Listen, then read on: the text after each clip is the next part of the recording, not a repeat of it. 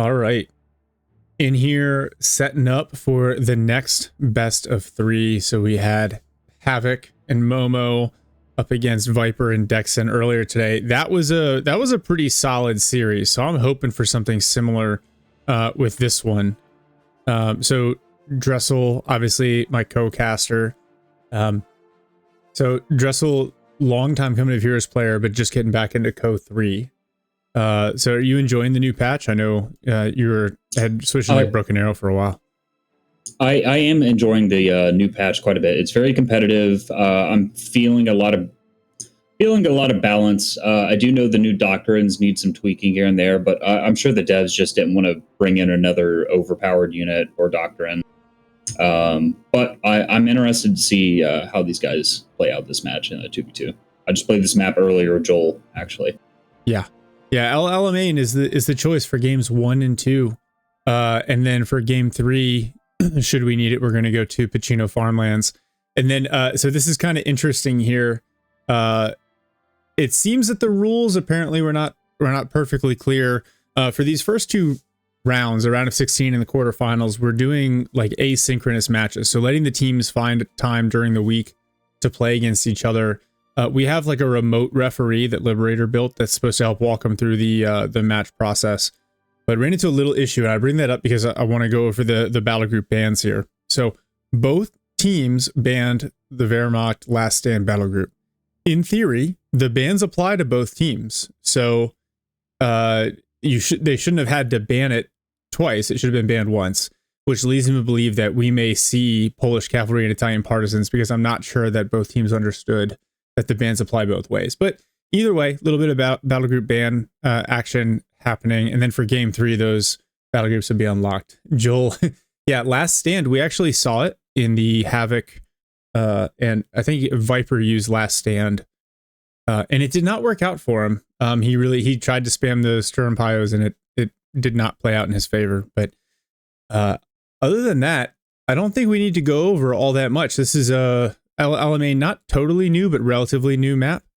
And yeah, to your point, Dressel, I'm interested in seeing kind of how they play this out. So, all right. So here in blue playing USF, we have Spanky, and he's immediately going for a barracks opening, which is nice. Nice to see. His teammate Demolition Hammer in teal playing Brits. He's already locked in the Aussies, and so he's building a Vickers, but I imagine we'll see some Aussies very soon. On the Axis side, we have double Wehrmacht, Myrenbra, or UMB as I'm going to call him for most of this game, in red, going triple Pio start. And then in purple, we've got Stana. He also has not locked in anything. Both players have built their tier 1, and now we're seeing MG42s come out. So, really Pio heavy start, and then Aussies. I was actually... Oh, excuse me. Where is it? This one. Oh my God. There we go. Thank you. Thank you, Joel. We're good. We're live. You guys didn't miss anything. I was just doing map orientation. Spanky going Jeep into Rifle, and he's actually already locked in Special Operations Battle Group. But Dressel, the Aussies, I feel like they haven't been nerfed or anything, but people are playing them a little bit less with all the new battle groups. And I think they're still very strong. I've been seeing it, and I tried to dabble with them recently. I still feel like the Aussie doctrine itself is very strong for any game mode, or I say game mode, 1v1, 2v2, 3v3, 4v4. More so for team games like 2v2 and up. But they're just solid infantry, decent with their abilities. They'll just win one-on-one engagements almost every time. Yeah. They're just expensive. It's just expensive, and the fact that you can get the 2-pounder out faster than you would be able to build your tier 2 and get the 6-pounder out just defeats any light vehicle rushes, as long as you maintain the initiative and you don't get pushed back. Yeah, now something Spanky did there I really liked. When the Jeep is stationary, all vehicles, when they're stationary, they function as green cover. So he actually had the Jeep pull up and then had his scouts settle behind it. Oh my God, though, this Jeep getting hit by 2 MG42s in the Pios, so it's going to be back for repairs here, at least relatively soon. Yeah, on the Aussie side, they do well early, they brawl well, and then they scale well with their upgrade and their veterancy. So I normally see them use more against DAC because the 2-pounder is kind of perfect to counter the DAC early light vehicles, but it looks like they are just burning down this MG42 here. I do like the usage of Pioneers for capping. This reminds me a lot of CoH1, even a little bit of CoH2, using the Pios to go out and cap, as opposed to using a K-Crad that could do it pretty cheaply and pretty efficiently. The Pioneers still bring some guns to the fight, and they carry forward into the late game if you keep them alive. But it definitely helps out with these early game engagements. Just like 3 more MP40s for each one, and he's got 3 of them now. So very cheap, very effective. It was funny though. So those MP40s are good against light vehicles like the Jeep because accuracy is not an issue. So you just get the rate of fire. But actually, you see the kind of the impotence of the Pioneers. The Aussies clear that MG42, pick it up, and then retreat. And don't even they're pretty much ignoring the Pios that are challenging them, almost like they're shooting rubber bullets. But actually, I'm pretty impressed. I feel like the Allies have won a bunch of early engagements, but UMB has capped up his entire side of the map. Oh, nice grenade onto that MG42. Only claims 1 model. Yeah, the Axis got really good map control right now. That's kind of in part to who's this? UMB doing the Pio spam, going out and capping up the map. The Allies are able to definitely seize the initiative with just pushing the rifles into center. Like, they're going to be good regardless, and they're going to win most of these fights, especially against Grenadiers. Anytime that 42 is not present, the rifles are going to win. Now, Stana has gone terror and unlocked the invisible MG42. We already saw that get a couple nice hits off. That battle group was banned in almost every single match in the last 2v2 tournament, but I think it has been successfully nerfed down into balance, and so nobody's necessarily worried about it right now. Although this... Yeah, I don't think it is too strong. Especially with the MG now locked behind a CP. Oh, that Vickers gets burned down by it, though. I tell you what, though, that's a very good choice for this map. There are very few buildings you can actually garrison to make use of, but there's sparse cover all over the map, so that makes the 42s a real threat in these open terrains.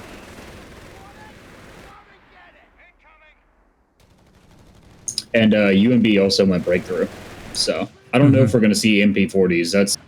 That's an interesting choice. I don't think we'll see MP40s. Yeah, I mean it's an exclusive unlock, so you have to choose it kind of regardless. Oh, Spanky going for the air support center. And actually, I like that as a counter to Stana and the invisible MG42s. That recon run reveals those MG42s, which is a nice pickup. Oh, the stolen MG42 cleans up a Pioneer squad. Let's see. The Aussies going to pick up the Vickers and retreat. Probably? Maybe? No, I guess not. MG42 had the white phosphorus rounds loaded. Yeah, what's up? I'm really surprised to not see UMB pulling out more support weapons at this point. With the amount of Grenadiers and Pioneers he has on this field, he only has 1 MG42. And he's got a Zunderkraft up here. Oh, it's a Stummel. All right, well, let's get ready for that. Yeah, that Stummel is a... Oh, dive bomb comes in, but nicely dodged by UMB. The Stummel is a really nice counter to a, infantry heavy build. 3 rifles from Spanky, as well as the Jeep and the Scout. So the Stummel will push them off and make it harder for the rifles to bully the Grenadiers. And then with the transfer orders, and actually I think UMB, did he transfer one of his Grens? Because I thought he had 3 Grenadiers, but I'm only seeing 2 up there right now. I think I've only seen 2. I've only seen 2 the whole game. Seen 3 Pios though.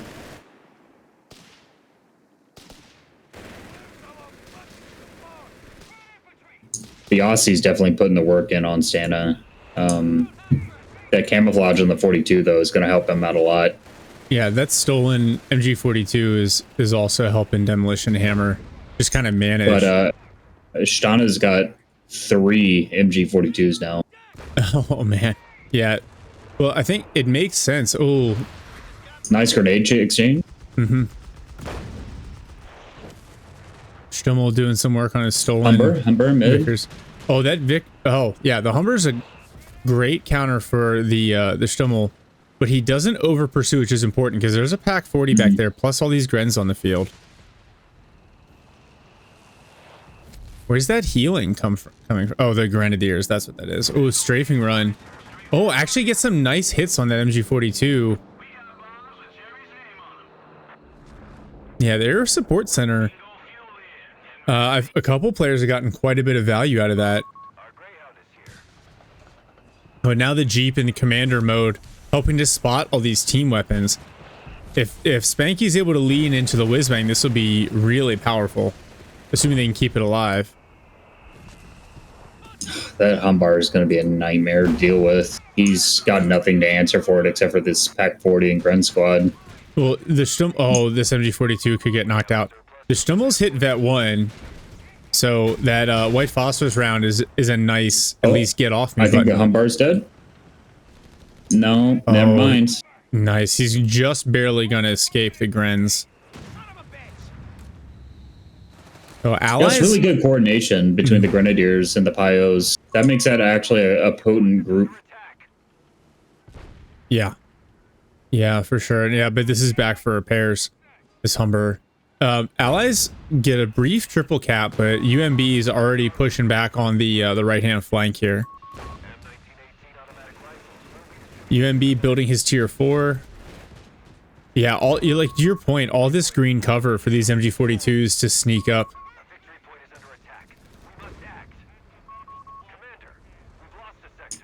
I'm really interested in seeing what the American player pulls out. He's gone special ops, and he's gotten the normal rifle spam going.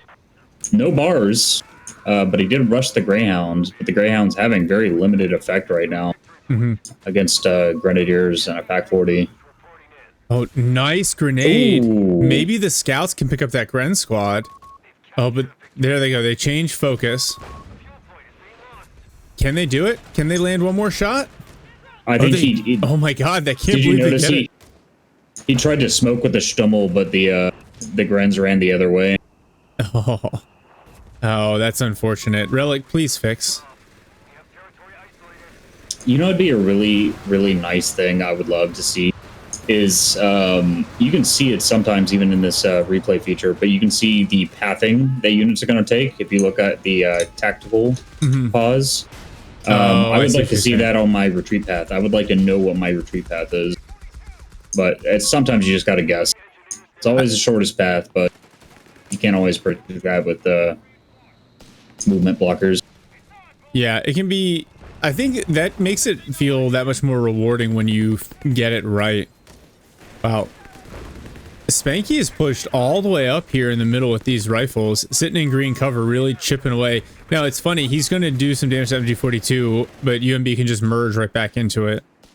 Spanky actually investing some of his fuel into the air support center. Yeah, he has made no other choices for his Spec Ops battle group. He has UMB is about to drop a cache. I'm seeing it. No, I guess not. I've considered this whole build he's been doing. Oh, he just stalled for Stas. So he's got Stas out. Okay. Yeah, it makes sense. He lost the one Gren squad, but now he's got that other one. Just pair it with the Stas for merge and healing. I feel like Demolition Hammer's done a good job managing all of these machine guns on the left-hand side. Oh, forward med bunker. Oh. Yeah, I'll be honest. He's made the... Stana made the right choice fighting Aussies.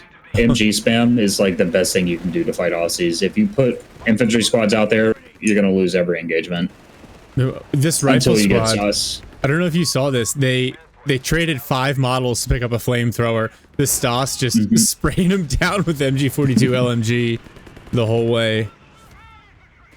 Sticky Bomb's going to hit the Stummel and crit the engine, but there's nothing there to follow up. There's an AT gun all the way in the back, Spanky. So he went motor pool. That allows him to build AT guns. He's got the Greyhound out, but he's still 25 fuel away from tier 4. Ooh, the stolen white phosphorus. That someone needs to be careful.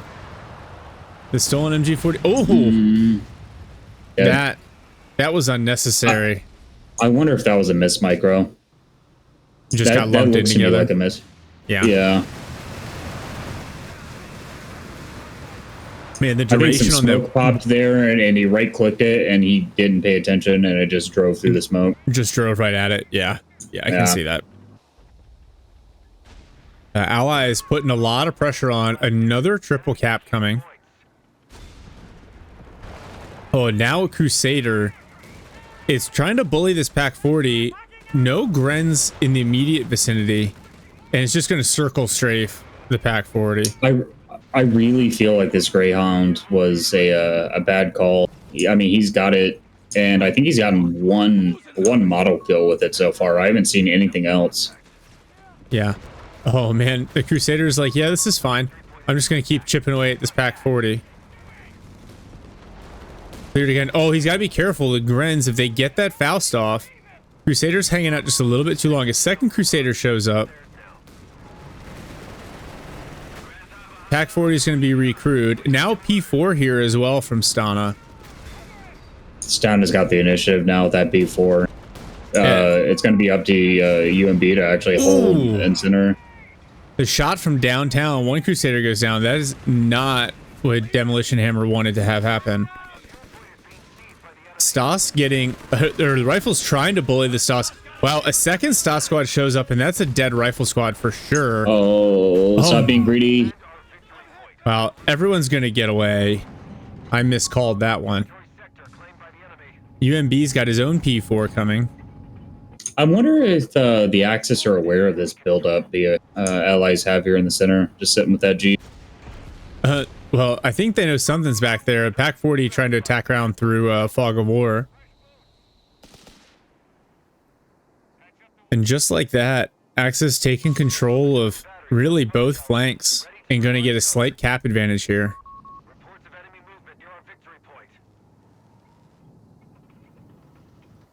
Oh, supply run from Demolition Hammer. I haven't seen this in a minute. He's just going to this fuel point.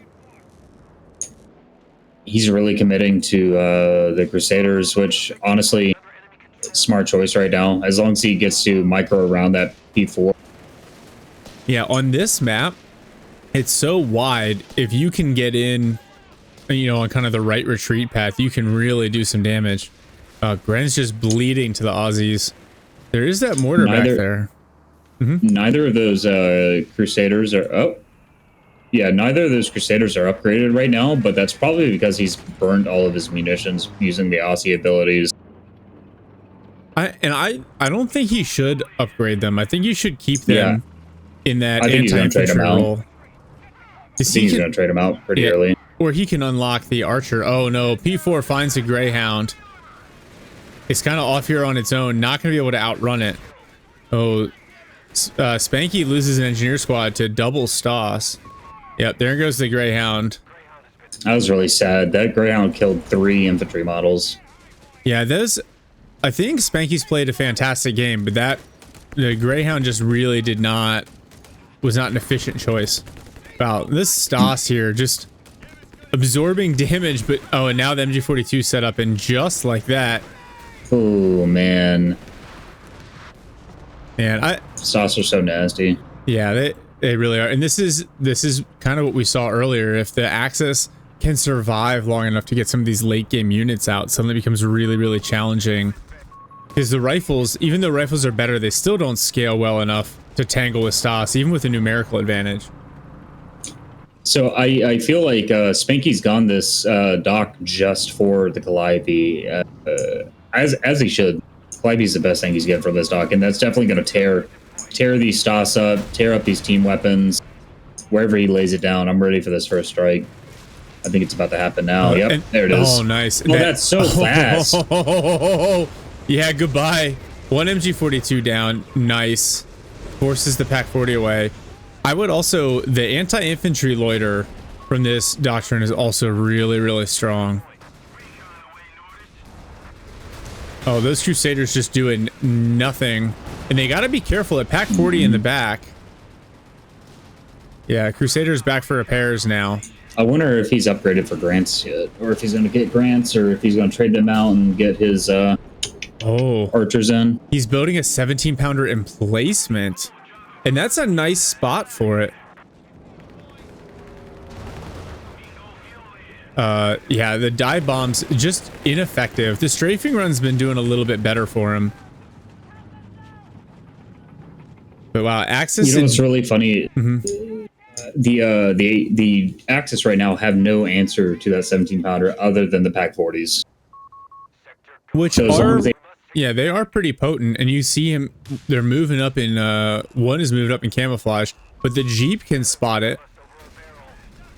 Yeah, and the Aussies are going to be able to pick them off. Oh, that P4 chipped way down. Can he maintain sight? Oh, nice. That is a dead Panzer IV. That 17-pounder's practically already paid for itself. That's good investment. Oh, yeah. And it's really in a good spot. Now that other P4 really can't afford to push. I think the Allies need to make sure they've got engineers out with sweepers. The Axis have had a lot of time to put mines down on this flank. And the worst thing that can happen is a Crusader hitting a mine with a Gren squad nearby. P4 is over there. Oh, yep, there we go. Engine damage. Oh, another whiz-bang barrage clears another MG42 team. It actually destroys it. And then, meanwhile, we got to push onto the flank here, but the Crusaders are back for repairs. Rifles. Oh, here comes a grenade. Rifles, they got to pick up and leave. And it's smart. You got the 17-pounder has shifted its aim to the left here, but I think now that Stana knows where it is, he's been very deliberate about not exposing his P4 to it. The American player needs to get a Sherman out to answer these DOS. Oh, wow. The combination of 17-pounders and the Crusaders actually pick up that P4. So Stana had two, now it's just down to one. UMB's got... Oh, is that Pack 40 getting after the 17-pounder? Yeah. Oh, and then all the Stas on top of it with the grenades. Well, wow, it's almost a bet 3. He's got to recrew it or repair it. Oh, it's about to go down. I mean, 2 P4s is still, I feel like, is worth it. Can I also say, no caches on either side 20 minutes into the game. So I don't think we're going to see it at all. Like, full manpower investment into the fight and terrain. Yeah. Which is rare for a 2v2. Wow, Spanky's starting to lose. It's like the 3rd infantry unit he's lost to Stas trooping on its own. That's what I'm saying. Like, I feel like out of the two, Spanky's the weaker of the Allied faction right now. Only because he can't really answer to these Stas. He's got to have all of his rifles together to beat them, and that's like 2-to-1, 3-to-1. Yeah, and he's got another whiz-bang barrage coming in here. But yeah, Spanky, he's also hurting on manpower, and so he doesn't really have, I would say, like, the answer might be to get some commandos who will scale a little bit better against these Wehrmacht infantry, but he doesn't really have that option. I would think a Sherman would be the better call at this point. Oh my gosh. These Crusaders getting cleaned up by the Pack 40s. And there's no need for an archer right now. Only a single P4 on the field. But yeah, like this elite... Oh, the 17-pounder is gone. Yeah. All right, a second whiz-bang here. Honestly, Axis might be playing right into the Allies' hands by not investing in vehicles. They have all these team weapons. Now with 2 whiz-bangs on the field, that's a lot of barrages. Yeah. Demolition Hammer just now getting infantry training. And I think that's a reaction to the Stas as well. Oh, here's the Tiger from UMB. There's not much on the field that can deal with that, although the meme of Crusader swarming a Tiger is also a possibility. Oh, Stas take a couple of big hits from the Crusaders. Spanky's fully reliant on his buddy right now for anti-vehicle support, which is a tragic thing. He's got 1 AT gun and maybe the snares from his rifles. Yeah. This Tiger's just going to blow through the mid, though. But I wonder how UMB is going to play it. VPs are even at the moment, but the Allies have the triple cap going. I feel like the Allied build is entirely like it's a symbiotic build. They have to play together. Mm-hmm. Oh, watch the north. He's got the whiz bang set up to hit those dots. He's going for a wipe, but the rifles couldn't stick it. Oh, forcing away team weapons there in the middle. Oh, I see what you're saying. Yeah, when he backs up that whiz bang. Yeah.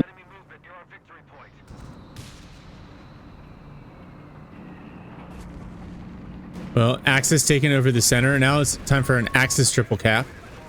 Oh, those engineers. Wow. M1AT gun gets a penetration on the Tiger. Oh, the whiz bang directly onto it. Oh, that's Grens get toasted. Oof. Nice whiz bang barrage. I think it ran HVAP on the AT gun. Oh, yeah, for the extra penetration. The 2-pounders are just bouncing, as they should, on the front armor of the Tiger.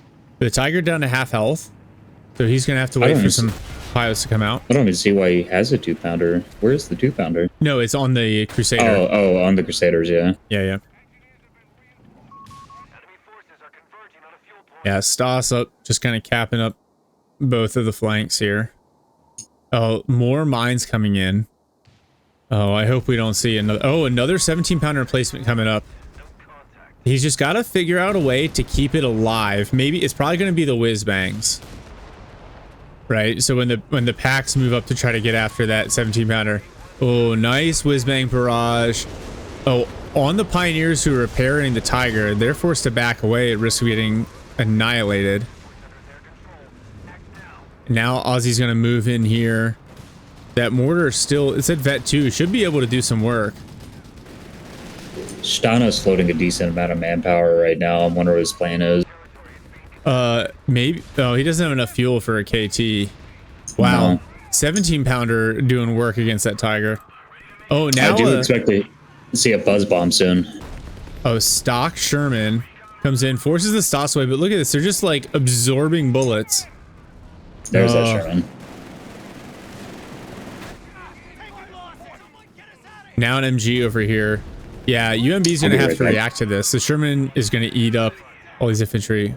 Oh, Spanky loses another rifle squad. He's trying to play too wide.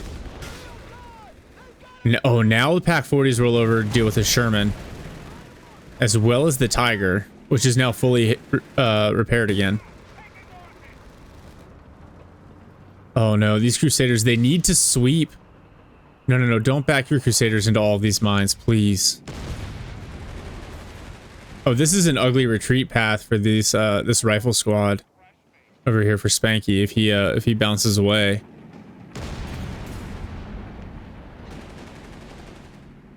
Yeah, so it looks like the Axis is going to focus on the flanks here. They've totally flipped their plan. You've got UMB on the right side and Stana on the left side. And I don't know how much long, like, the Allies just don't have the late game build for this. Oh. More rifles, that for Spanky, that's certainly not the answer. They're just not trading well. Oh, these two Pack 40s, that Sherman's in trouble. Tiger's encroaching in the middle here as well.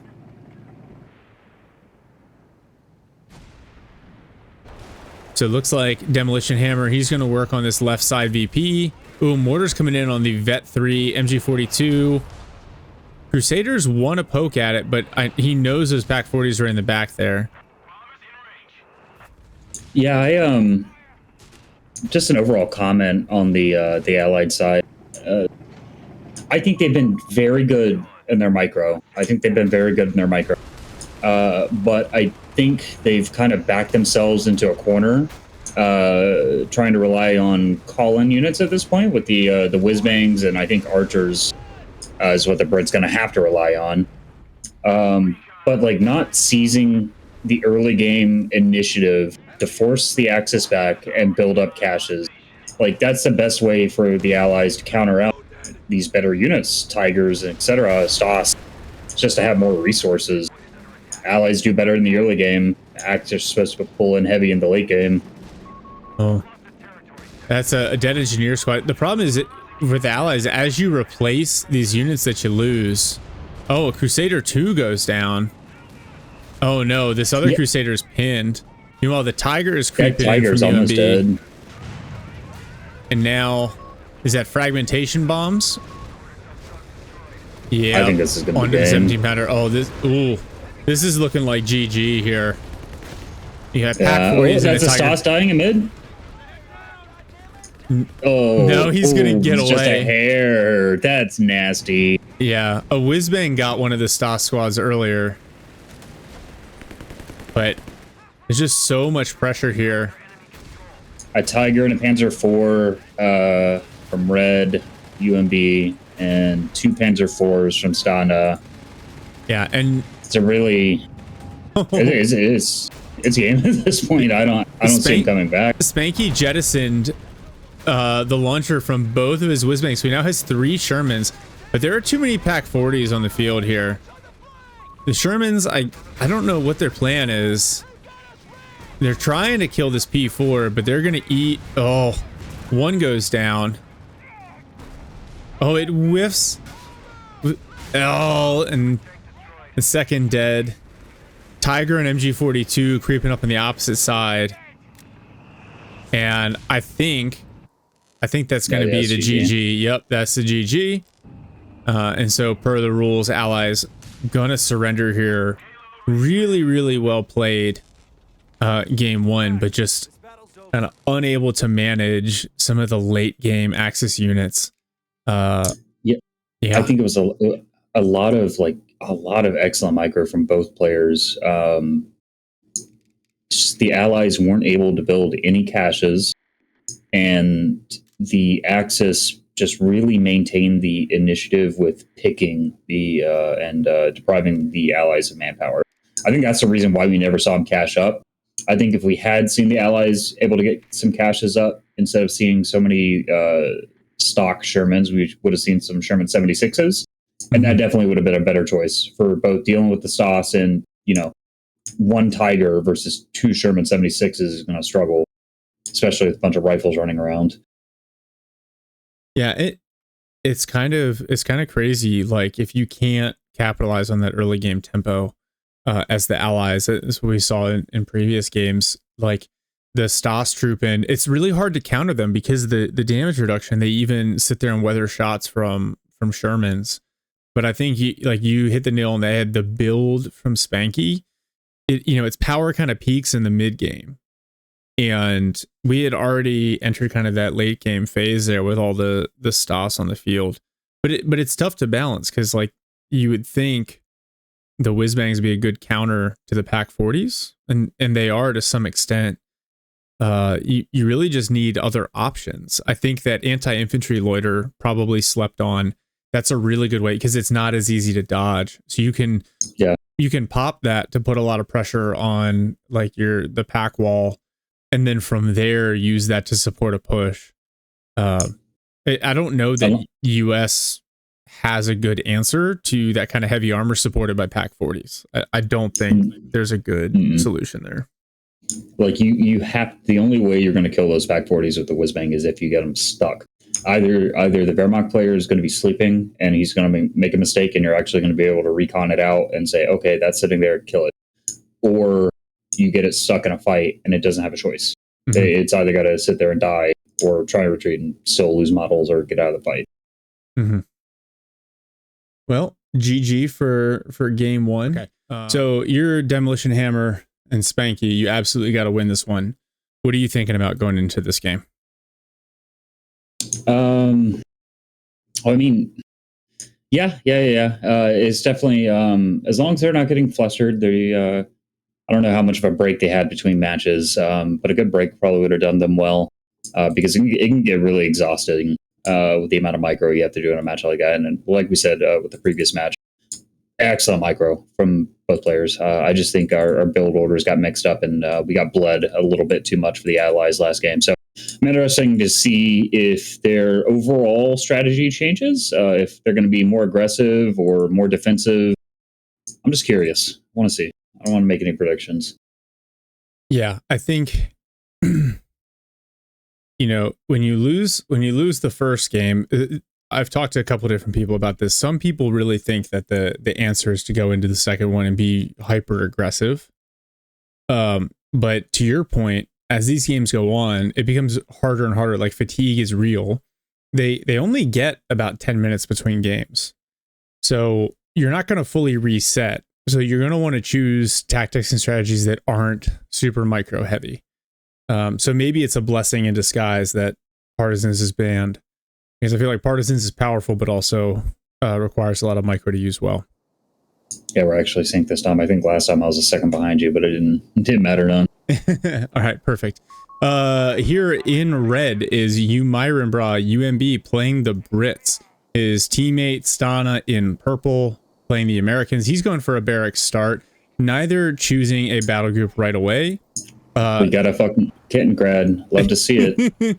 Yeah, so love to see it. Demolition Hammer in teal playing Wehrmacht Terror battle group. And then again, double Wehrmacht, a little unusual. Spanky in blue. He's going mechanized. So some of you may be wondering, well, I thought the Terror battle group was used in the previous match, and it was, but that doesn't exclude it. It wasn't banned up front. Terror won't be available to either team in game 3, is basically how this works. And originally I thought about saying like, oh, if your opponent uses it, it's also unavailable to you. But that was deemed to be unfair in the last tournament. So this is how we're rolling with it. That can be kind of unfair, you know. I can see where you can get that. Yeah. The thought process was, well, if you really want that battle group, then choose, that faction first. But no, I'll allow it. The whole point of the battle group bans is to see a variety of tactics. Yeah. All right. So I mean, well, you can still play certain battle groups in different ways. It's up to personal preference and how you work. Good 42 play. I love to see a Ken Grad. I used to troll people back in the day with Ken Grad, not like trying to push their guys out of cover, but if they actually killed my Ken Grad, I'd call them out for war crimes for killing a non-combatant, and I'd turn up the aggression. Well, there's a infamous short of a Kettenkrad using a mine to wipe a mortar team. Yeah, so maybe not a pure non-combatant, but interesting. Balanced builds from both Wehrmacht players here. We got, Kettenkrad MG42 and Grenadier from Demolition Hammer. Pio double MG42 Gren from Spanky. If you can see this 42 in the center, I'm wondering if the Brit player is going to try and pull his attention, because he's got a rifle section just sitting there. And I think he's getting the machine gun in position. Well, the machine gun's not going to be able to shoot him through there. No. I don't know what he's doing. Looks like he's waiting for something. I think he's going to hit these Pios. Yeah. Now, UMB very famously does not use the TAC map. He uses control groups and he bounces around the map very, very quickly. He is obviously very good at it, right? He's easily a top 25 1v1 player. So he's able to make it work, but I find that people that don't rely on the TAC map usually lack some of the larger map awareness that TAC map users have. Can I be honest, Shark? Yeah. You're one of the few people I know that entirely commit to using the TAC map. I play exactly the way you just mentioned with the UMB. Control groups bouncing around. I get what you're saying with the TAC map. The TAC map does definitely give you the situational awareness of the map at a glance, but so does the minimap. For me, it's simpler for me to pay attention to the committed fight, and if I need to micro something, I use my control groups to do so. So I don't, say this fight in the mid right now. I'm going to sit here, I'm going to stare at this, and if I need to micro my infantry in the top or wherever they are, select the control group that infantry's in, and I tab through until I select that squad, and then I micro them through the minimap and give them commands through the minimap. I want to keep my eyes on the committed fight just for a grenade. I don't want to rely on the audio cues. I feel like looking away is a detriment. And that's fair. It's definitely a stylistic thing. I will say, you know, the greatest CoH2 player ever, Love Nest, was a tac map enjoyer. So I'm just gonna throw that one out there. I don't think it's a bad thing. I've been trying to dabble with it recently since I've been getting back into the mix with Co.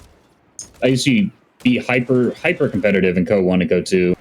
Definitely took a long break from Co3, but that was doing work and just getting burnt out on the game. But I feel like Co3 is back in a good place.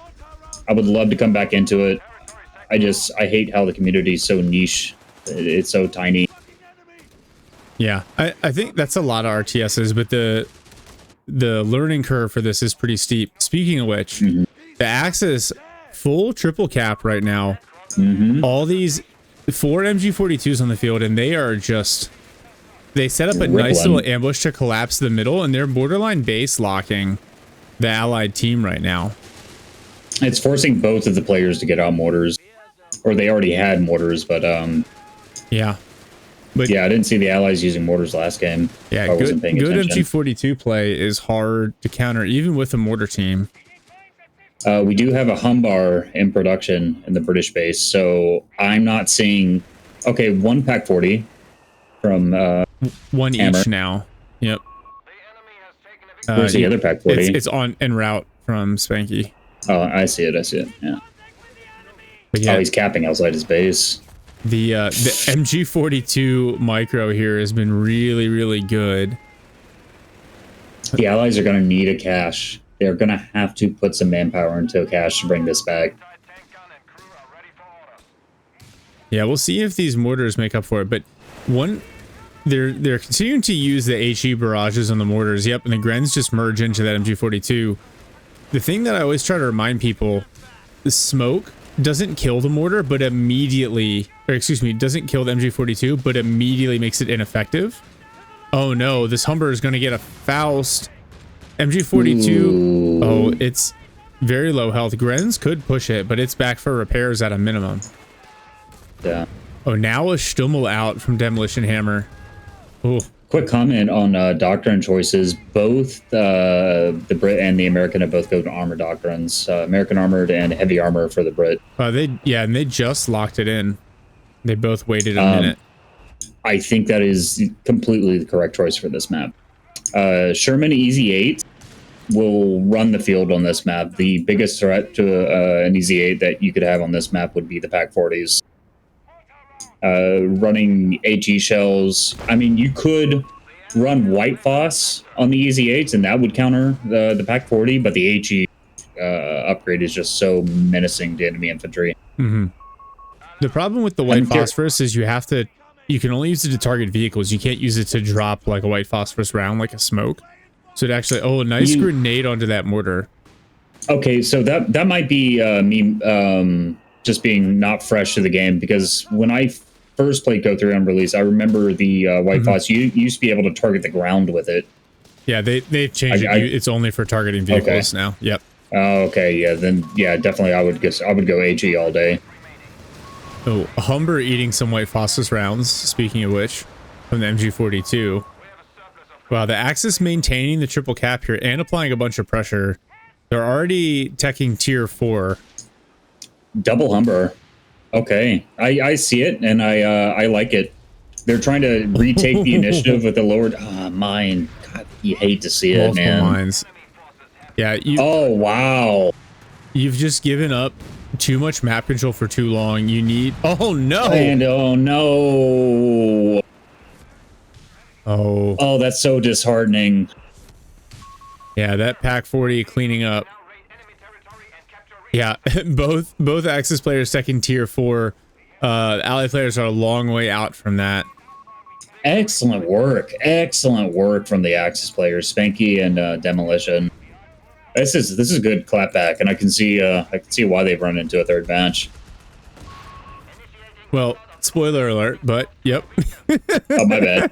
It's cool. No, this is good. Like, just the MG play across the board, and it didn't feel spammy, but I'm sure it's frustrating for the allies to try to deal with. Yeah, but it's two machine guns with the Kettenkrad. Like the Kettenkrad is the tool here that's making this work. And He all doesn't these have mines. to flood. He doesn't. Is he laying them with Pioneers or the Kettenkrad? I'm not paying attention. Both. You see the Kettenkrad's already double vet, so at least a couple of the mines have been from the Kettenkrad. All right, so Panzerfaust comes in on the Humber again. Is there a Pack 40? No Pack 40 in position to clean up. Oh, another grenade onto the mortar. Wow, that hurts. Allies now barely taking control of the left flank here. Yeah. And actually no sweepers out for the Allies. So these mines are going to continue to be an issue.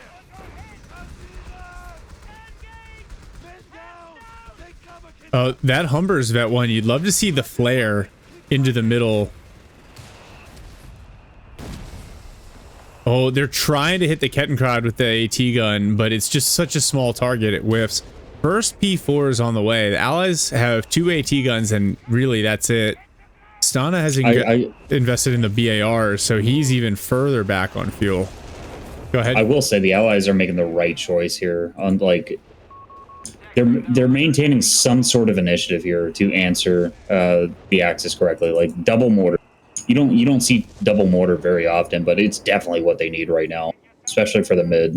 And they're just being cornered into their base. Like, it's a tough choice all around of what they could do. But to your point, they basically gave up that right flank and said, we're not going to worry about that, but let's fight through the middle. Oh, they got the Kettenkrad. Can I point something out real quick? Something I forgot. I don't know if you noticed, but the Humber was getting repaired on the move by the sappers. Yep. That's definitely a full through and through CoH3 thing, and I always forget about it. Yeah, it's a little gimmicky, but yes, that's still a viable mechanic. Sappers jump these Grens here. Oh, P4, huge chip away with the health there, but.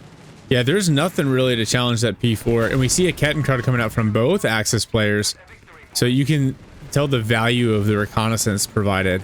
I don't know, did UMB must not have gotten grenades, because that P4 is just sitting on these this section. Has a Kettenkrad died? Yeah, the first Kettenkrad was destroyed. Yeah, I see his corpse. He was caught by the AT gun while capping. Oh, Humber gets picked up by the Panzer IV. So, Allies regained a little bit of map control, right? Hey, go ahead. Solid commitment to the Kettenkrad. He's built a second one and using it to spot. Actually, Spanky had one in the build too, but canceled it. I think they're seeing the value of all that site. Oh, now a third mortar out for the Allies, trying to manage. Oh, and now a Vespa out from Spanky. Okay. I see what you're doing here. A Vespa is going to be a really nice counter to these mortars, especially with a Kettenkrad and the tracking barrage, because the rounds will basically be like laser guided. Oh no, these scouts. Oh, they do the smoke drop. The P4 is not able to clean up. Oh, the tracking barrage is going to be really good, really nice against the AT guns as well. Can I make a quick comment about this map here, though? I definitely see arguments against what I'm about to say, but I think it's a fair challenge to say this is an Axis favored map just based on the open terrain. It really caters to 42 play and Pack 40 play. Yeah, there's the combination of heavy cover for especially the terror battle group, the MG42s to set up and get their ninja bonus. And then, yeah, the Pack 40s have been really effective on this map. The counterpoint would be, well, the Americans have AT guns as well, right, as do the Brits. But, yeah, the Pack 40s, especially with the ability to buy Veteran C1, that's also huge. And these Pioneers have run into a bunch of team weapons, and they're doing their best. And I understand that the Allies are suffering from manpower right now, but the only chance they would have to crawl back from that early game like those first early game retreats where the Axis capped up the map was to get a cache out, and still no caches. But I can see it. Like they're just investing their manpower to try and stay in the fight and try and win an engagement, push it over. But it's just too little, too late. Well, right Spanky's Pioneers steal a mortar, and then Demolition Hammer builds his own mortar, and he's got Stas out now as well. I've seen several Vespa barrages, but nothing hyper effective. Oh my gosh. Stana's rifles, he's actually going for advanced logistics, so he's feeling that manpower bleed like you mentioned, and he's trying to manage it a little bit. With the Stas here, he's going to be feeling the manpower bleed even harsher now. Oh yeah. Oh man, Demolition Hammer not far away. Oh, using the interrogation. Nice. Nice. Yeah, I really like the interrogation. Some of the guys I play with don't like it, but I like it a lot. I think it's free XP, and it's very good situational awareness for in a push. Yeah. Also, comment on that that stealing of the mortar there. Like, I feel like Spanky did that because he's doing so well right now with the manpower. It's a tool. He can take it, but he's also denying the enemy. Rather than just running up and destroying with the Pack 40. You see, P4 almost gets gunned down by the double 6-pounder, but because he's mechanized, he has access to the smoke package. He's actually able to break contact and get away. That's big. Losing that P4 might have started to swing things. Oh, why? Stana went for a Greyhound. He must be... Well, and actually you don't... The Easy 8s aren't a call-in anymore, correct? They are in the... After No, the upgrade, yeah, you have to build them. You gotta build them. So yeah, motor pool for the AT gun, but the Greyhound might have been an unnecessary diversion. There's too much armor, too many Pack 40s on the field for this Greyhound to be long for this world. I honestly, I feel like he built the Greyhound to support the AT guns. It prevents a Stas rush on the AT guns, especially if he has canister on it. Yeah, but the Grens, like, there's just so much pressure they can put on it because they can just run at you with the Faust.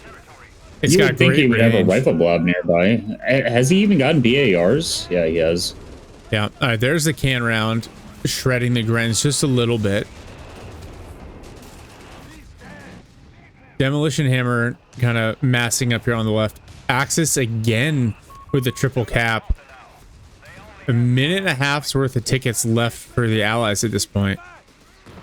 Here comes the Faust on the Greyhound. Wow. It's crazy. Those Grens are Vet 3. Most of the Allied infantry is barely at Vet 1. Oh, so Jericho Trumpets. Another mortar cleared. Jericho Trumpets are rough. That's rough right now. Yep. Maybe this is an argument for Polish Lancers. Polish Lancers get a lot of hate, but for situations like this where you're far behind, maybe, I don't know. I think the biggest detriment to using Polish Lancers is the fact it's a 4-man squad, not a 5-man. Oh, that Vespa. Oh my god. Yeah, there. The 6-pounder goes down. It had like no health left. If this comment gets to the devs at all, I would definitely argue for a veterancy 5-man squad upgrade for the Polish Lancers. Ooh, that's an interesting thought. Wow. So the Allies just going to surrender there. Did they surrender or did they run out of VPs? I couldn't even tell. I wasn't paying attention. I was watching the fight. I don't think they ran out of VPs. They were pretty close to it. So yeah, that was a convincing victory for the All-Stars there. Spanky and Demolition Hammer doing really, really good work. With the interesting piece here, so the Game 3 map is Pacino Farmlands. The banned battle groups are back, but any battle groups that were used are no longer available. We saw Wehrmacht, a double Wehrmacht build, win convincingly in both Game 1 and Game 2. Spanky and Demolition Hammer had the VP or the ticket lead based on their convincing win in Game 2. So that means they got to choose which faction to play, and they chose Allies. So what do you make of that after watching Double Ver just bully? Did they get to pick the map first? The map was already picked. Okay, so I see exactly why they did this. it's kind of about the comment I made on the last map.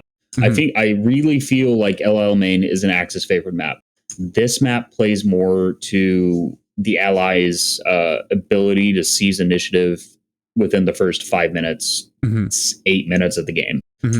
There's a lot of sight blockers. There's a lot of good cover for them to move and maneuver, and a good number of buildings in the center of the map that they can run in and out of and use different units to just seize the middle. This map does not favor MG Pack 40 spam. Can you pick up 2 MGs and a Pack 40 and hold one of the flanks? Cool. Yes, you can. All well and good. But you're not going to be able to shift to support the other flank as you would on the previous map, LL Main. It was very easy for them to just, like you saw in the first game, the Axis built that medic bunker, and they both just centered around it. They were able to push back and forth, go center, go left, go right, and just defeat everything with their team weapons. I don't see that happening on this map. Well, that is, I think that's a good summary. I think that's what they're thinking as well. All right. Here for the Allies, we got Spanky in blue playing the Americans. He's immediately going barracks opening, and he's going to unlock heavy weapons. So awesome, not disqualified. Demolition Hammer. Go ahead. I was going to say, it was really crazy. The whole time from the start, when you made the comment about him having special forces still selected, I saw heavy weapons, and I was really hoping he would choose heavy weapons. I've been playing a lot recently. I think it has an interesting niche build that comes together. I do think it kind of baits players to go heavy into using half tracks. But it's really funny. It does favor team weapon builds, and that completely goes against what I was saying earlier. But I play the Doctrine. I use a lot of rifles. I think I'm going to see the same thing from this guy. I think he's going to use a lot of rifles. He's already putting them out there. I really wonder if he's going to put out the Jeep and drop machine guns with that, or if he's just going to build a late WSC. Yeah, that's a build that we saw earlier today, and with the changes to rifles, I think it could be really effective. But sorry, quickly, I'm going to go back and cover everyone else real quick. In teal, Demolition Hammer playing the Brits. He is not locked in anything just yet. He's gone Sapper Vickers section. In red, we've got Stana, obviously Wehrmacht, and then UMB in purple has locked in the Last Stand battle group, and he has gone 3 Sturm Pioneers at the start. And wow, the Kettenkrad from Stana already doing a lot of decapping and being just generally a menace. But the Allies looks like they're going to be able to grab up this fuel here on the right flank. So Demolition Hammer is going to grab that. Spanky already teching grenades with his rifles. I think he's already sick of this Kettenkrad and wants to be able to deal with it with his riflemen. That's a very aggressive early grenade, especially when you're not playing DAC. But we'll see how they set this up. And yeah, to your point, rifles and then a Jeep, you get it to Vet 1, use it to drop a couple MGs. It's heavy on munitions, but it's a good way to get 50 cals out without having to really devote yourself to the weapon support center. And yeah, that Kettenkrad play early did quite a bit to kind of disrupt the Allied flow. You can see they wanted to go really wide early at the start. More rifles coming from Spanky. I really like the Pershing as a counter to the Wehrmacht late game. Plus the sorry. Sorry, I was delayed on the return there. My dog tried to kill me. He pulled his toy basket out into the middle of the hallway, and the hallway light was off, so I almost died. I will say, I love the Kettenkrad. I love the Kettenkrad so much because it is a non-combatant unit, and it's purely, I don't know if this is going to be the correct thing to say, but focus-driven. Like, you got to have a real purpose when you're using it. Because you can't just use it to sit there in the fight. You can use it to support a fight with its optics, or how Stana was using it early was forcing the enemy to respond to you. You run a K-Crad behind him, you decap him, get him in his cutoff. He's either not going to get resources, or he's going to be forced to pull a unit back to come deal with your pin grab. Oh, I would definitely get grenades to respond to that. oh, look, and the breach coming in, nice. I love that. He uses that to break suppression from the MG42.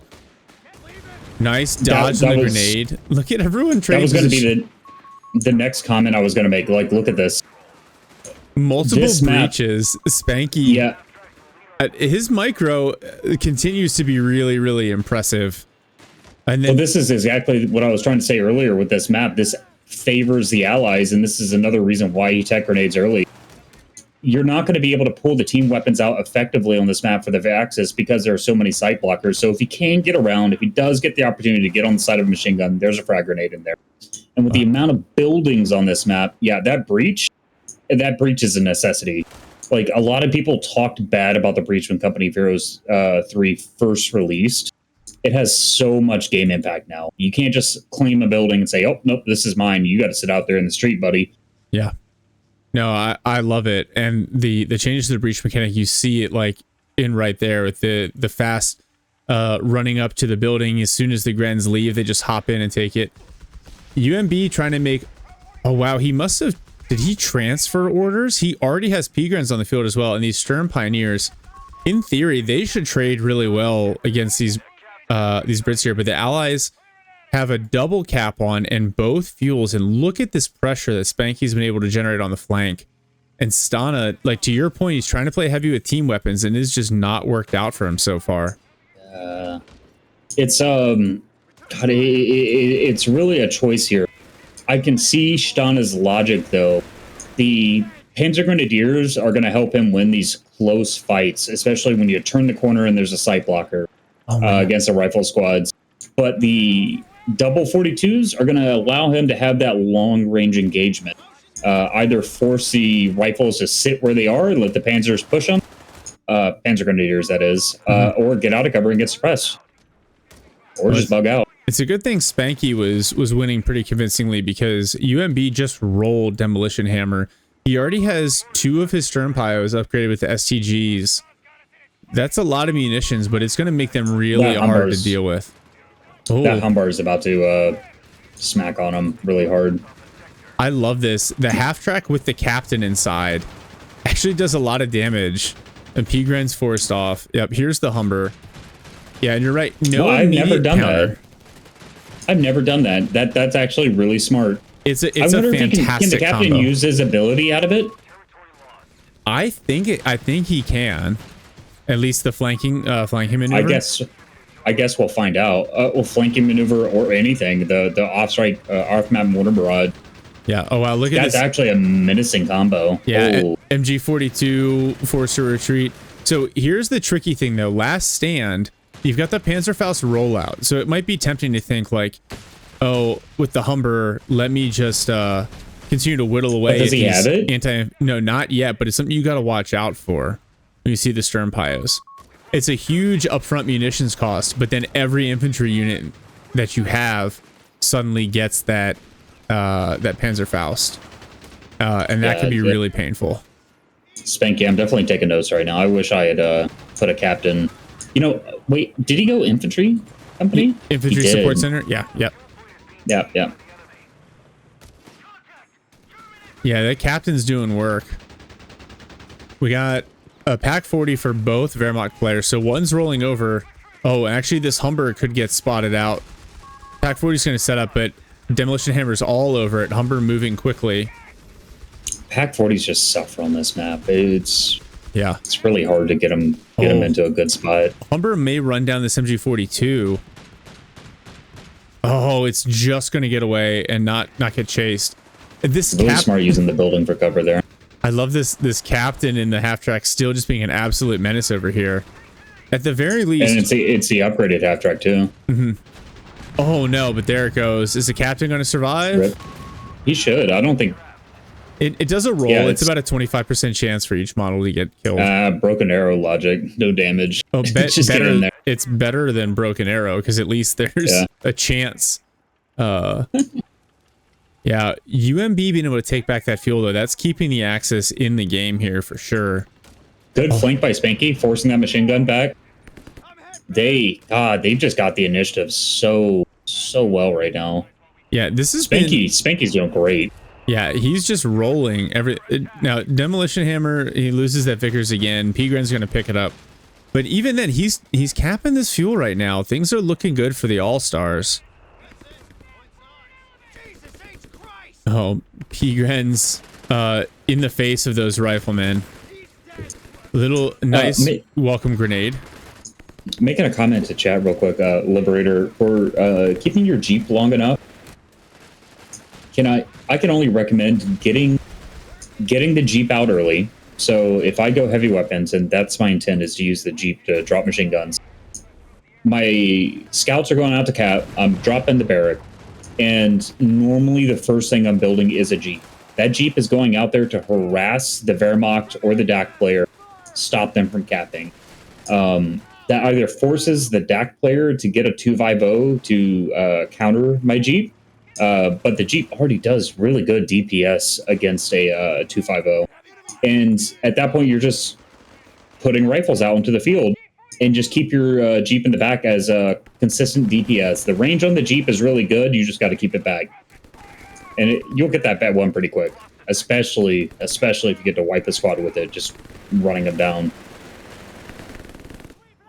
Spanky, he's putting on a clinic here with this rifle play, and only 3 rifle squads with that captain. And he's just continuing to be an absolute menace. He's taking up tier 4 now. Not bad. 10-minute mark. Rifles are so strong now.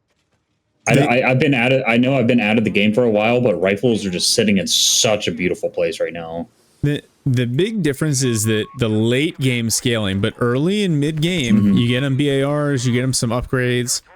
They'll do fairly well. It's when the Pgrens start to get veterancy, the Stas troop and arrive. That's when you really start to see them fall off. So, to that point, when it comes to the late game with rifles, your rifles at that point are picking up. Go ahead. I just want to point this out. Stana is also teching tier 4. So even with the insane amount of fuel control the allies have had, they are getting to tier 4 at the same time as the Wehrmacht team. That seems a little weird, unusual to me. So I don't know if that's Stana just basically skipping straight through tech as fast as he can. But I think he's trying to get Stas out. That's wild. Yeah, Stas. I think he's trying to get Stas out to counter this infantry. I think you're right. But rifles in the late game, they pick up a different role. In the first 10 to 15 minutes of the game, they're just running the map. They're your do all, like, beat everything kind of unit, and they maintain your map control. But in the late game, your vehicles are the ones that are really picking up the DPS. They're hitting the infantry squads that the Axis have. They're hitting the vehicles the Axis have. And your rifle squads are either backcapping or swarming team weapons from multiple directions. They're indispensable for knocking out the Wehrmacht Pack 40 build. I'll say these Pgrens from the 2 Wehrmacht players, they're doing okay holding up to the rifles, and I think it's only going to get more exacerbated as the game goes on and they pick up veterancy. Oh, yeah, Polish Lancers out here on the field. Wow. And those Pgrens getting whittled down. The section, won't quite pick that up. Well, Spanky making this captain retinue look like a really, really good combat unit. Like a freaking hero. He's going to pick up major soon. Yeah. We've got artillery coming in on this Pack 40, is chipping away at this HMG nest. And the first Sherman hits the field for Spanky at the 13-minute mark. Not too bad. Pack 40 clears the HMG nest. Polish Lancers are in place here. And now the Humber's going to push.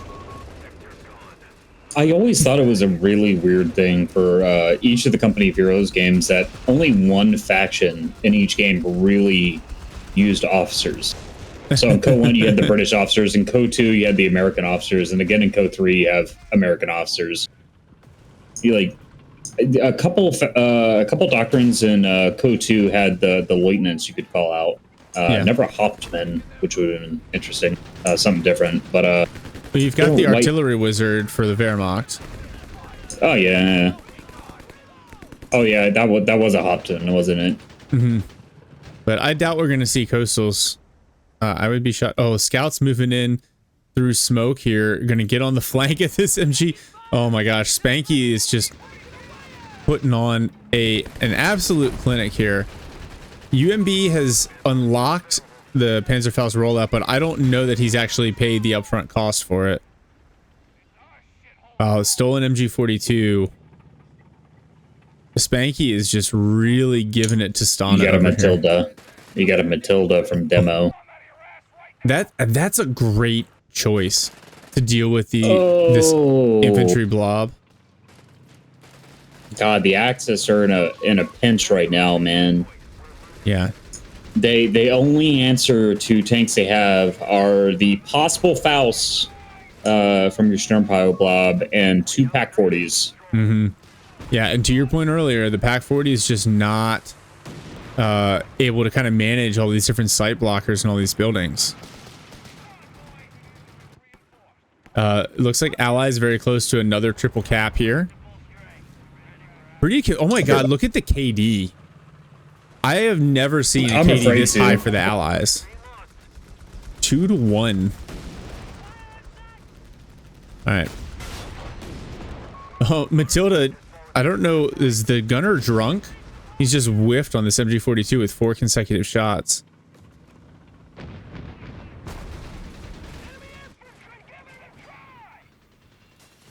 What is that artillery? Oh, that's the Captain Mortar Barrage. That's what that is. Oh, Sherman pushes the Panzer Grenadiers away. Allies going to maintain this triple cap.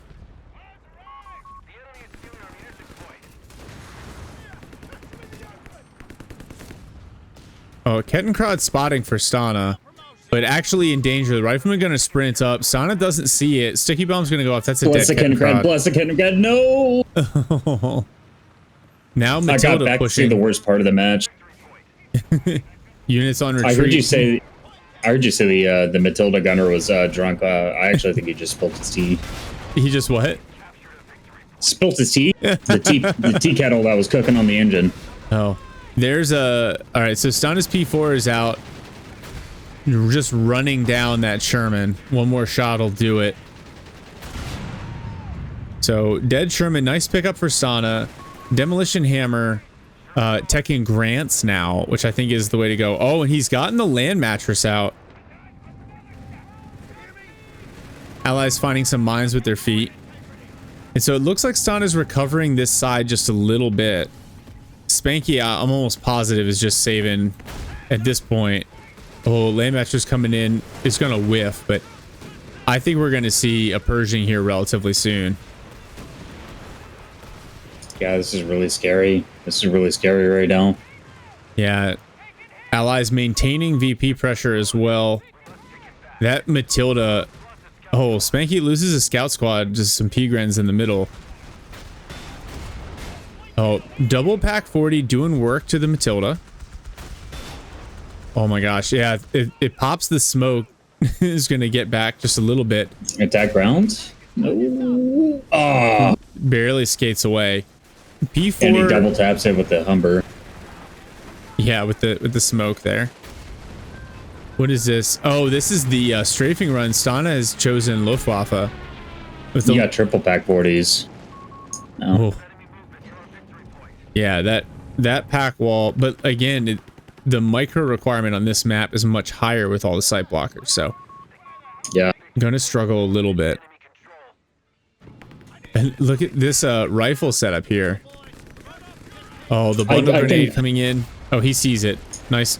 I can say confidently now that I do think the Axis team is going to reseize the initiative within the next 2 to 3 minutes. Oh, this bundle in retreat. Oh, that was huge. Oof. Wow. But both rifle squads barely going to get away. Unless the Persian comes out very soon, I think the Axis are about to roll the map. Well, you called it. They're going to concentrate. Here. Oh yeah, there it is.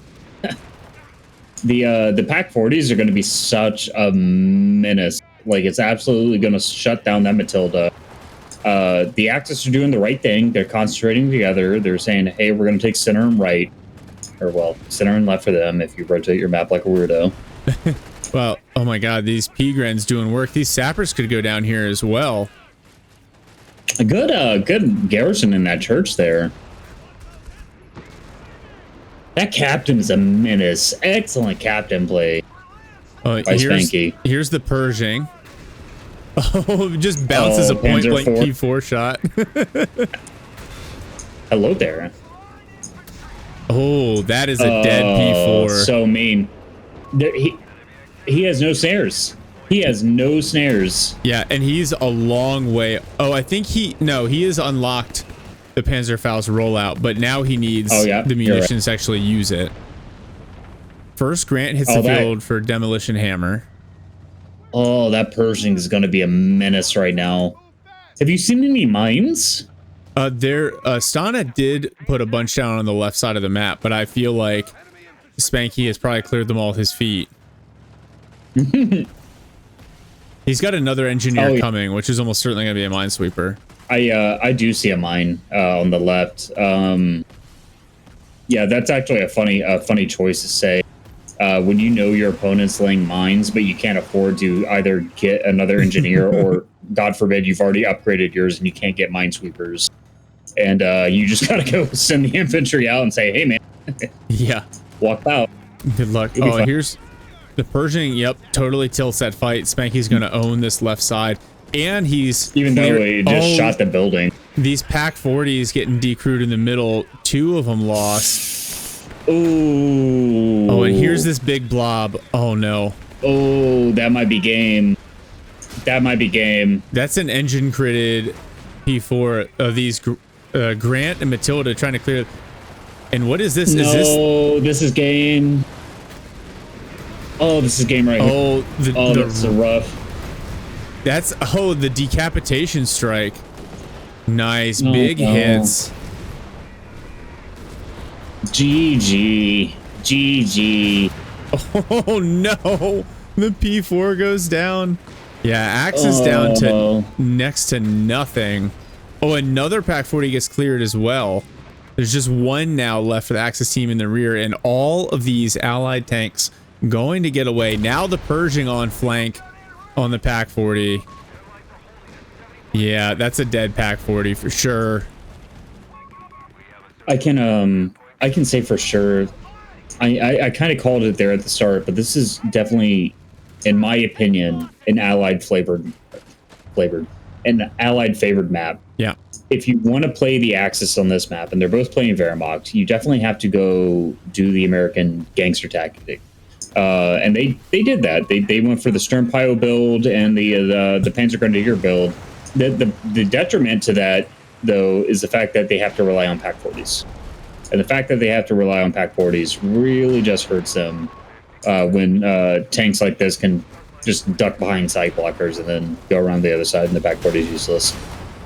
Yeah. Well, Matilda gets snared by the Sternpios of the Panzerfaust. It doesn't matter. It's going to get away. There's no... Oh, there is a Pack 40, but it's already got something dropping on it. Oh my gosh. Everything just getting cleared up. 10 VPs left for the Axis on the triple cap. They've got nothing to come save them. Yeah, I would have already called the vote at this point. They have they only had the one Pack 40 and that's gone. Well, I appreciate them fighting till the end there. Right. Good sportsmanship. But wow, starting from a first game where Stana and UMB won pretty convincingly in game 1, only to get hammered in game 2, and then game 3 also, went a little bit longer, but I hate to say it wasn't super close. Spanky,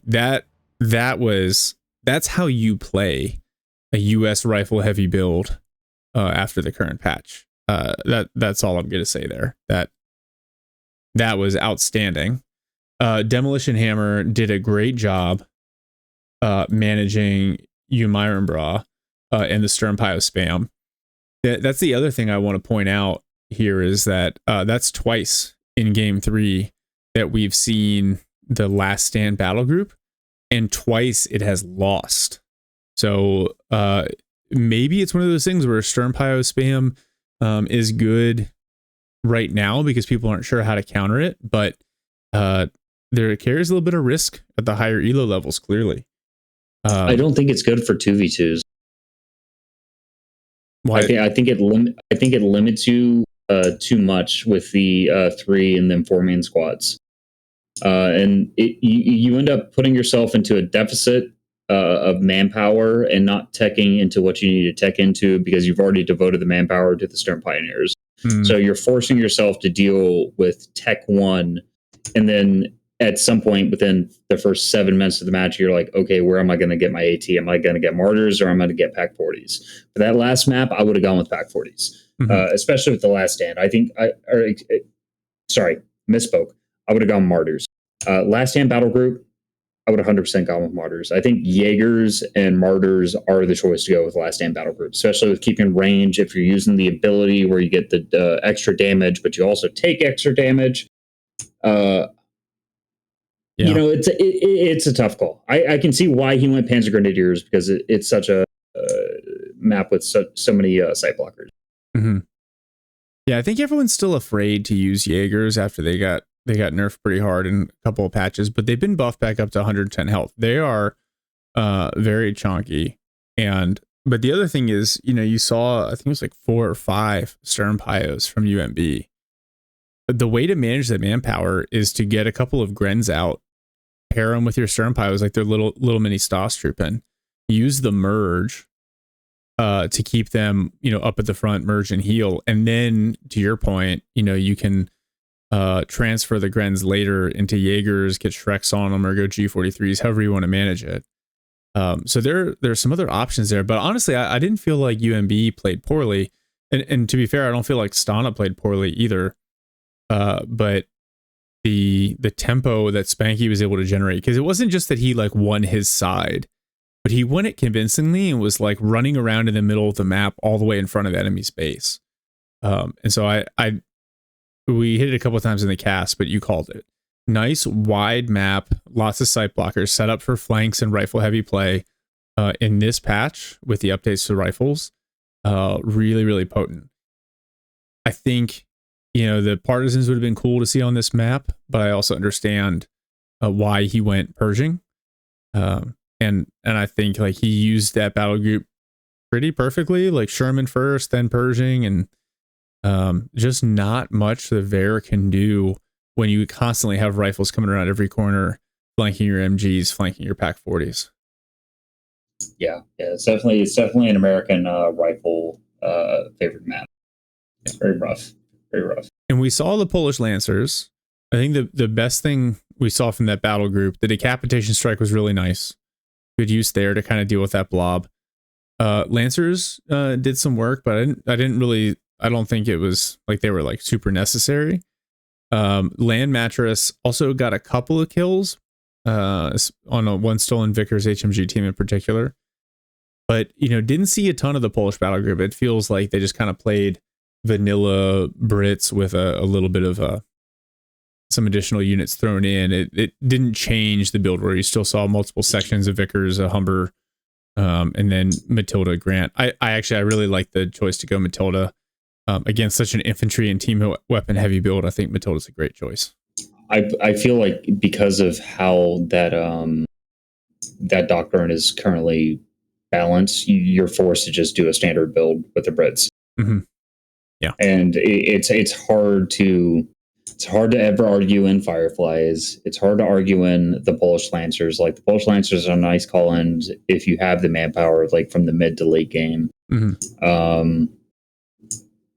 But it's a hard doctrine to choose. Like the really good things you're getting out of it are the recon and the decap strike, and that really cinches it for the doctrine. It just kind of goes with the standard build, and you're just using that to focus in on whatever the Axis is trying to crutch on. If it's an early P4 or a Panther or something like that, you're calling in all of these off-map abilities, and you're saying, I want that one thing dead, and killing it. Yeah. I'm trying to think the double Wehrmacht We saw 3 straight games of double Wehrmacht. They won the first 2, lost the last one. I'm glad that we saw some Axis wins in this game. I was worried after the first best of 3 recasted today that allies might be OP, but yeah, we will have to see as this tournament goes on to see if there's some sort of inherent bias. But maps play a big role.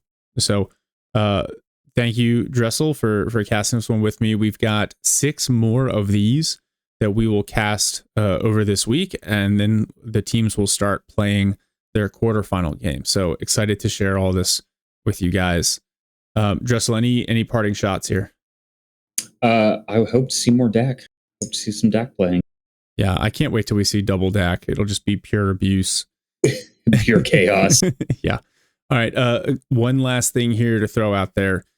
If you're watching this, feel free. You can use the prize pool chat command on Twitch, or find the link down when this is on YouTube in the comments section. Prize pool takes you to a link to my Ko-Fi page. Anything that you donate to that page will go directly to the competitors in this tournament, trying to buff up the tournament prize as much as possible. The goal is to at least match the $600 prize we gave out this spring. So if you're enjoying the play, want to support the players, that's where you support. But other than that, that is all that we've got. I will hang this on YouTube relatively shortly. And we will see y'all tomorrow with another match or 2. So thanks, everyone. Have a good night.